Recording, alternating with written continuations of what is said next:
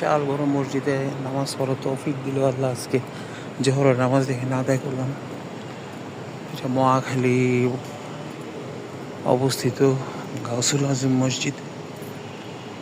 বিশাল মসজিদ, সুন্দর। এখানে আসলে মনটা অনেক বড় হয়ে যায়। এখানে ধনী গরিব সবাই নামাজ পড়তে পারে এক কাতারে। যারা দেরিতে আসে তারা পিছনে দাঁড়ায়। পুরো মসজিদটা এয়ার কন্ডিশন করা। এই যে এয়ার কন্ডিশন কাটা আছে, এখানে বাইরে নামাজ পড়ার ব্যবস্থা আছে। এখানে আউলিয়াকুল শিরোমণি গাউসুল আজম বরফের হজরত আব্দুল কাদির জিলানী রহমতুল্লাহ আলাইহির পবিত্র মাজার শরীফের গেলাফ এখানে আছে। আদব আকিদের সাথে ইচ্ছা করলে হাতও তারা চুম্বন করতে পারেন, সিজদা করা নিষেধ।